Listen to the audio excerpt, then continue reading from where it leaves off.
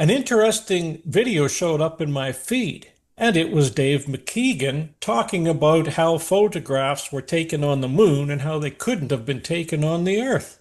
So I went through it, had a look at it, watched it a couple of times, and one thing I noticed was this. And this is why we call him Digital Dave, because the very first thing he does is he takes out his cell phone, takes a picture of his dog. Then he takes out a camera and takes a photo of his dog.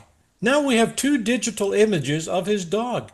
One is better and one isn't. And he shows the comparison. And then he compares that to a Hasselblad 500E film camera.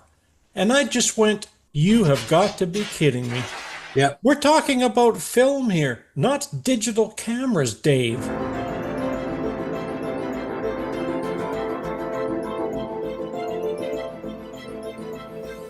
Hello everybody, hope you're doing well and thanks for joining us for another video. I've often heard people suggesting that the Apollo moon landings must be faked because the photos taken on the moon look too perfect or too professional and that the cameras had no viewfinders. So how did astronauts manage to take such good photos whilst wearing big spacesuits, thick gloves, a large helmet, all with a camera that they couldn't aim properly?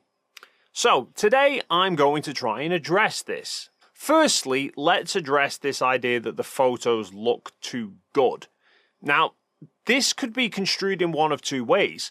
Either they're talking about the clarity of the photographs is too good, or the composition is very professional looking. Now, in terms of clarity, this actually has very little to do with the person operating the camera and more to do with the camera itself. For example, I can take the same photos with my main camera and my phone, and at small sizes, it can be difficult to see the differences between them. But when zoomed in, the differences become night and day. In part, this comes down to the largest sensor, but the main factor is the quality of the optics.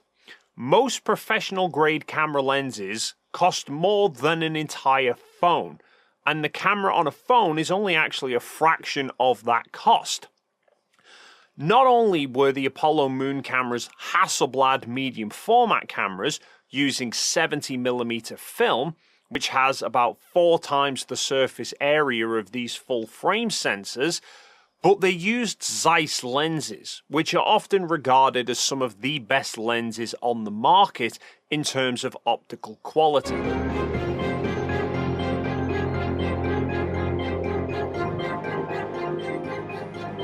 Now we have two digital images of his dog. One is better and one isn't. And he shows the comparison. And then he compares that to a Hasselblad 500E film camera. And I just went, you have got to be kidding me.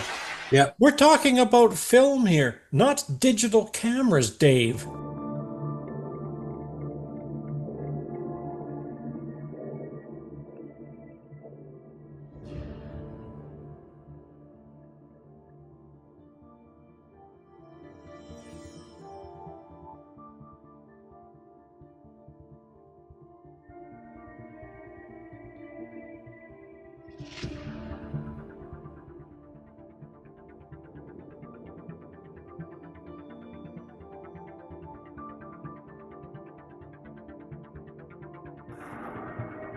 You see what Marcus is holding up? It's called film.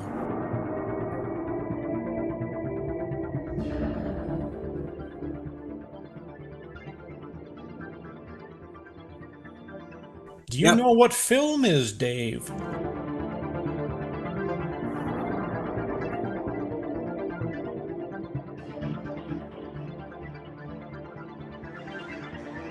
Oh, Dave will say that will outgas in a vacuum because it's not NASA's 3000 series magical film.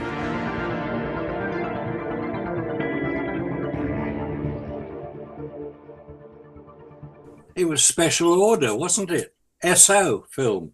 And you can make that whatever you want, can't you? If it's special order, it must be anti-radiation, anti-vacuum, anti-everything you don't want it to be. But they've never shown that film. It's never been produced. Where is it? Now, if Dave can acquire some samples of that specific film, we'd love to see it. Really would.